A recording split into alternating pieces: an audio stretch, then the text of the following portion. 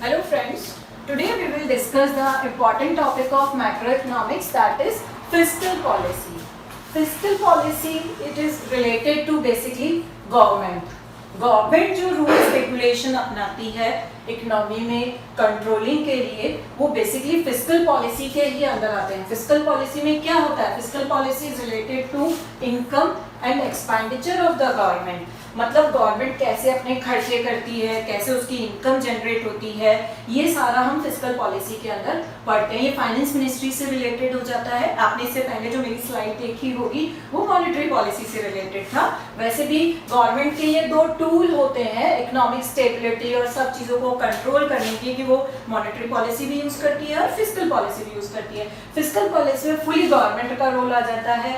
इसमें क्या होता है? It is instrument for promoting economic growth, employment, social welfare. Basically एक इकोनॉमी को क्या चाहिए होता है कि उसकी इकोनॉमिक ग्रोथ अच्छी स्टेबिलिटी में आ जाए. इकोनॉमिक ग्रोथ जिसको हम जीडीपी या फिर हम कह सकते हैं नेशनल इनकम में मेजर करते हैं. एम्प्लॉयमेंट एक अच्छे एस्टैब्लिशमेंट पर आ जाए, जितने भी लोग हमारे यहाँ पर हैं, जितनी भी पॉपुलेशन है, जो वर्किंग पॉपुलेशन है एग्जैक्टली, वो एम्प्लॉयड हो. फिर सोशल वेलफेयर है, जितनी भी जनता है वो ये नहीं कि काम कर रही है उसका एक्सप्लॉयटेशन, उसका सोशल वेलफेयर हो, टाइमली उसको सोशल सिक्योरिटी वगैरह से रिलेटेड जो भी गवर्नमेंट ने पॉलिसीज बना रखी है उसको मिल सके, वो जरूरी है. फिस्कल पॉलिसी बेसिकली क्या होता है? Decision to change the level, composition और टाइमिंग ऑफ द गवर्नमेंट और द चेंज एंड रेट और स्ट्रक्चर ऑफ टैक्सेस है. अब इसमें गवर्नमेंट किस तरह से अपने खर्चे करती है, कैसे वो टैक्सेस रेट डिसाइड करती है, वो सारा हम इसके अंदर पढ़ते हैं फिस्कल पॉलिसी में.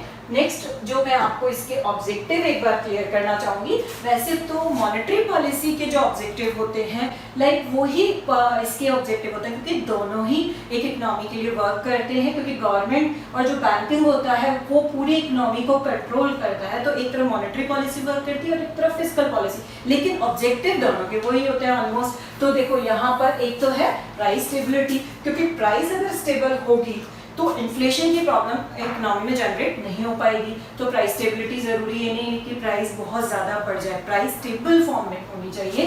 प्रमोट इकोनॉमिक ग्रोथ है, जो इकोनॉमिक जो है हमारी जीडीपी है बेसिकली, वो एक स्टेबल पोजीशन पर होनी चाहिए और वो अपनी सही पोजीशन को स्टेबल कर ले. फिर है एक्सचेंज स्टेबिलिटी है, जो फॉरेन करेंसी के उसमें बैलेंस में इंडियन रुपीस का जो अर्निंग है वो बेसिकली स्टेबल पोजीशन में होना चाहिए. क्योंकि हम लोग यूएस डॉलर में जो है इंडियन करेंसी को एक्सचेंज रेट के फॉर्म में देखते हैं. प्रमोट सेविंग और इन्वेस्टमेंट है.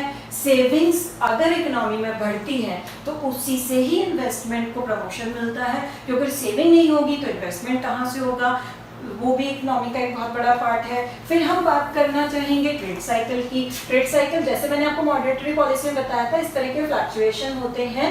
इसमें ये तो होता है आपका रिकवरी वाला रेट हो जाता है, और ये ट्रुफ होता है, और ये डिप्रेशन वाला हो जाता है. यानी इकोनॉमी कभी तो आपकी अच्छी पोजीशन पे पहुंच जाती है, आप वेल डाउन पोजीशन पे पहुंच जाते हैं, उसके बाद फिर डिक्लाइन पोजीशन पर आ जाते हैं, फिर डिप्रेशन हो जाते हैं. फिर तो ये जो ट्रेड साइकिल होते हैं इनको भी बेसिकली जो है फिस्कल पॉलिसी और मॉनेटरी पॉलिसी से कंट्रोल किया जाता है. साथ ही हम एम्प्लॉयमेंट को प्रमोट करते हैं, क्योंकि ये दोनों ही जो हमारी पॉलिसीज हैं वो एम्प्लॉयमेंट को बढ़ावा देती है. क्योंकि इकोनॉमी तभी रन करेगी जब लोगों को काम मिलेगा. अनएम्प्लॉयमेंट के साथ तो नेगेटिव एनवायरनमेंट आ जाता है, और एम्प्लॉयमेंट के साथ में पॉजिटिव एनवायरनमेंट आता है, तो वो भी बहुत ज़रूरी है. फिर मनी सप्लाई इन इकोनॉमी है, वो भी हमारा रेगुलेट होना बहुत ज़रूरी है. देखो एक तरफ तो मॉनेटरी पॉलिसी वर्क करती है मनी सप्लाई को कंट्रोल करने के लिए, लेकिन एज वेल एज अगर हम देखते हैं तो फिस्कल पॉलिसी का भी अपने आप में मनी सप्लाई को कंट्रोल करने में बहुत बड़ा रोल होता है. इसके साथ में जो आपको बताना चाहूँगी कि क्या क्या टूल या इंस्ट्रूमेंट गवर्नमेंट फिस्कल पॉलिसी के लिए यूज करती है. मॉनेटरी पॉलिसी के टूल्स हमने देखे थे, वो डिफरेंट टाइप्स के थे, वो बैंकिंग से रिलेटेड थे. लेकिन जो गवर्नमेंट के या फिस्कल पॉलिसी के टूल्स हैं वो थोड़े डिफरेंट टाइप के होते हैं. एक तो गवर्नमेंट क्या करती है, पब्लिक एक्सपेंडिचर. क्योंकि जनरली क्या होता है, जो फिस्कल पॉलिसी का हमने देखा था रोल क्या होता है, इनकम और पब्लिक एक्सपेंडिचर जो होता है उसका कंट्रोलिंग में होता है। तो जब तक खर्चे कम नहीं होंगे, पब्लिक एक्सपेंडिचर कंट्रोल नहीं होगा, तो फिस्कल पॉलिसी कैसे वर्क करेगी? तो इसका सबसे पहला काम होता है कि पब्लिक एक्सपेंडिचर को कंट्रोल करे। नेक्स्ट है टैक्सेशन पॉलिसी। टैक्स हमें पता है हमारे दो तरह के टैक्स वर्क करते हैं, एक तो होते हैं direct tax, income tax, wealth tax और डायरेक्ट टैक्स, और नेक्स्ट हमारे जो टैक्सेस होते हैं इनडायरेक्ट टैक्स, जैसे आजकल वैल्यू एडेड टैक्स है, जो ये लगा दिए गए हैं, तो ये सारे हमारे किस में आ जाते हैं, इनडायरेक्ट टैक्स के अंदर आ जाते हैं। एक्साइज ड्यूटीज वगैरह ये सारे टैक्सेस में आ जाते हैं। इससे भी हम एक तरह से कह सकते हैं मनी को कंट्रोल कर सकते हैं, एक्सपेंडिचर को कंट्रोल कर सकते हैं। फिर है पब्लिक डेब्ट है, क्योंकि गवर्नमेंट सारे जो अपने ग्रोथ के काम हैं वो सिर्फ पब्लिक एक्सपेंडिचर टैक्सेशन से नहीं कर सकती है, इतना पैसा गवर्नमेंट के पास होता ही नहीं है। डेवलपिंग जो इकोनॉमीज हैं उनकी तो एक बहुत बड़ी प्रॉब्लम है, तो उनको पब्लिक डेब्ट लेना पड़ता है, उधार लेना पड़ता है। जैसे IMF, वर्ल्ड बैंक, इनसे ये क्या करते हैं, उधार ले लेते हैं। दो तरह के पब्लिक डेब्ट्स होते हैं, वो भी हम स्टडी करेंगे, इंटरनल और एक्सटर्नल एज वेल एज। फिर है डेफिसिट फाइनेंसिंग है। आपने बजट सुना होगा, गवर्नमेंट जो अपना बजट बनाती है, बजट में क्या होता है, हमेशा हमारे खर्चे तो ज्यादा होते हैं और लेकिन इनकम कम होती है, तो वो जो डेफिसिट होता है उसको फाइनेंस करके भी हम फिस्कल पॉलिसी को यूज कर सकते हैं। इन चारों इंस्ट्रूमेंट्स को हम थोड़ा सा डिटेल में डिस्कस करेंगे आपके साथ में। यहाँ जो मैं सबसे पहले आपको बताना चाह रही हूँ, पब्लिक एक्सपेंडिचर। पब्लिक एक्सपेंडिचर क्या होता है, बेसिकली हमारे दो तरह के एक्सपेंडिचर्स होते हैं, एक तो होते हैं डेवलपमेंट, दूसरे होते हैं नॉन डेवलपमेंट। नाम से ही आपको लग रहा होगा डेवलपमेंट, यानी जो आगे फर्दर आपको एक तरह से कैपिटल को बढ़ाने में सहारा देते हैं। तो इसमें कैपिटल भी बहुत ज़्यादा लगता है डेवलपमेंट एक्सपेंडिचर में, प्राइवेट और गवर्नमेंट दोनों ही साथ में वर्क करते हैं, और it require substantial increase in public expenditure, ठीक है। और पब्लिक एक्सपेंडिचर में भी इन मैनी वेज, एक तो डेवलपमेंट ऑफ स्टेट एंटरप्राइजेज है, जितनी भी गवर्नमेंट की एंटरप्राइजेज हैं उनके जो खर्चे हो जाते हैं वो डेवलपमेंट में आ जाते हैं। सपोर्ट प्राइवेट सेक्टर, ऐसा नहीं है कि गवर्नमेंट सिर्फ गवर्नमेंट सेक्टर को ही बढ़ावा देती है, प्राइवेट सेक्टर को भी देती है, क्योंकि उसका भी तो इनकम में बहुत बड़ा पार्ट होता है। फिर डेवलपमेंट ऑफ इंफ्रास्ट्रक्चर है, इंफ्रास्ट्रक्चर फैसिलिटी जैसे रोड्स हैं, आपके पावर है, ये इनको भी गवर्नमेंट बहुत बढ़ावा देती है। फिर सोशल वेलफेयर है। अब देखो पब्लिक का अगर वेलफेयर नहीं होगा तो वो कैसे आगे वर्क करेगी, तो वेलफेयर एक्टिविटीज भी इसमें गवर्नमेंट देती रहती है। तो इस तरह से हमारे जो पब्लिक एक्सपेंडिचर हम देख रहे हैं दो तरह के हैं, एक तो डेवलपमेंट है और नॉन डेवलपमेंट है, जो कि एज दोनों तरह से वर्क करते रहते हैं। नॉन डेवलपमेंट से गवर्नमेंट को फायदा नहीं होता, लेकिन उससे आपका एक्सपेंडिचर तो जनरेट होता है ना, लोगों को मोटिवेशन मिलता है, सोशल वेलफेयर भी होता है। नेक्स्ट में जो आपको बताना चाहूंगी, हमारा जो नेक्स्ट टूल है वो है टैक्सेशन पॉलिसी। अभी मैंने आपको बताया था टैक्सेस हमारे दो तरह के होते हैं, एक तो होते हैं डायरेक्ट टैक्स।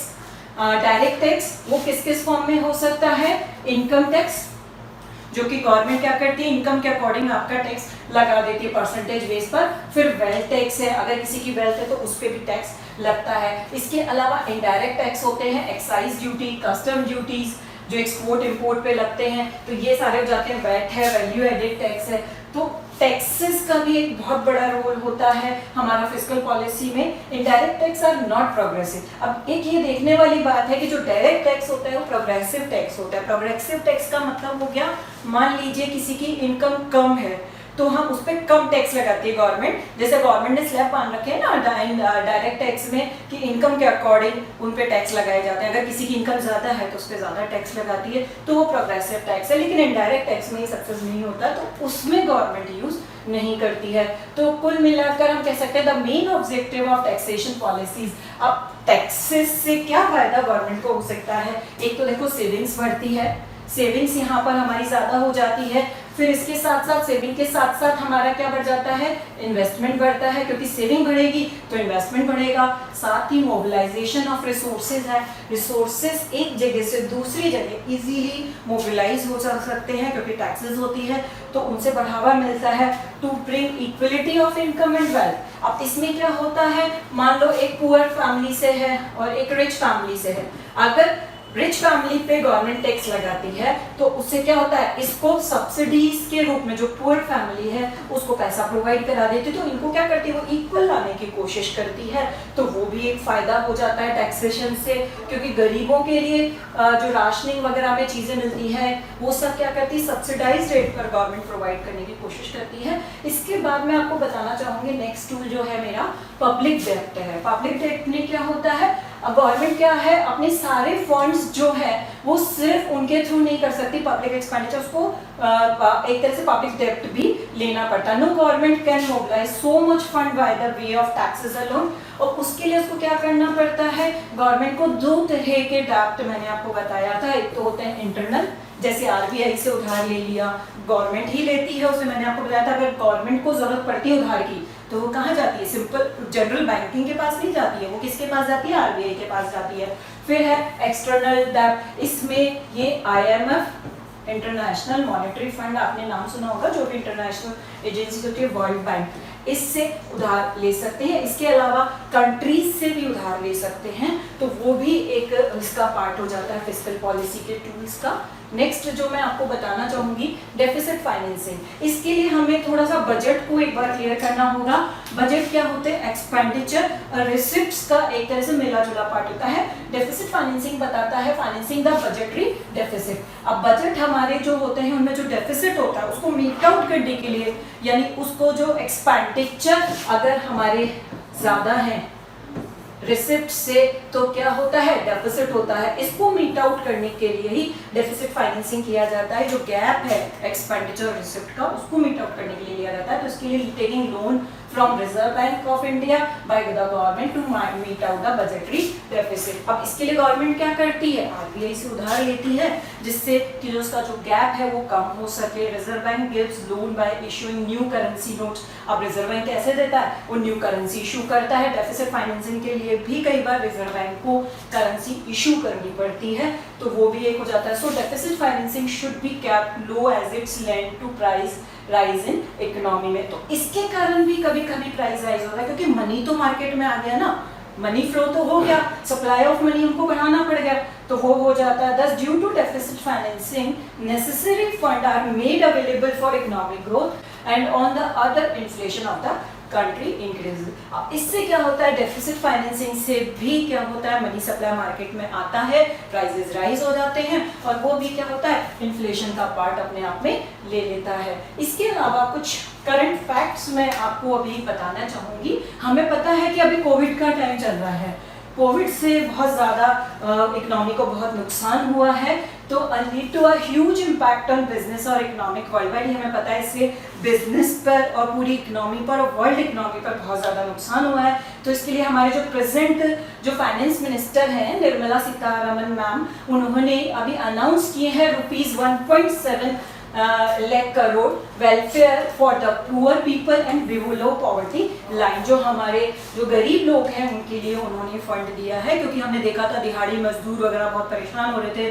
तो उनके लिए मैम ने वो किया है। नेक्स्ट उन्होंने जो अपना इसमें अनाउंस किया, escape clause and raise the fiscal deficit target up to 3.8%, और इसके अलावा इन्होंने फिस्कल डेफिसिट का जो टारगेट है वो 3.8% कर दिया है, जो पहले हमारा 3.3% था। India's economy slowed over the past. अब हम देख रहे हैं कि 12 से 15 महीने हो गए हमारा काफ़ी नीचे डाउन चल रहा है, तो उसको भी मीट आउट करने के लिए गवर्नमेंट ने बहुत सारे अपने वो लिए हैं।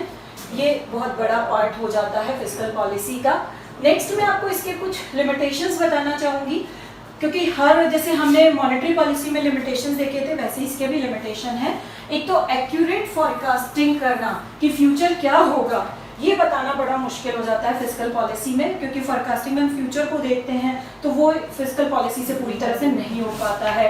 एक तो डिसीजन डिले हो जाते हैं। हमें पता है हमारी जो गवर्नमेंट है उसमें करप्शन चलता रहता है, कभी पॉलिटिकल एनवायरनमेंट के कारण करप्शन आ गया, कभी किसी कारण करप्शन आ गया, तो उसके कारण डिसीजन डिले हो जाता है। स्टेट में मान लो कोई दूसरी गवर्नमेंट है, सेंट्रल में दूसरी गवर्नमेंट है, जैसे राजस्थान में अभी कांग्रेस चल रही है और सेंट्रल में बीजेपी चल रही है, तो दोनों में कॉन्फ्लिक्ट रहता है, तो डिसीजन में डिले हो जाता है, वही प्रॉब्लम आ जाती है। पुअर टैक्स एडमिनिस्ट्रेशन है, जो टैक्सेशन का एडमिनिस्ट्रेशन है वो भी अपने आप में इतना प्रॉपर वर्क नहीं करता। इनइक्वालिटी ऑफ इनकम है, देखो इनइक्वालिटी तो इंडिया में शुरू से ही चलती आ रही है। एक तरफ तो टाटा बिरला वर्क करते हैं, एक तरफ रोड पर दिहाड़ी मजदूर घूमते हैं, तो इनइक्वालिटी ऑफ इनकम को भी पूरा कर पाना बड़ा मुश्किल हो जाता है।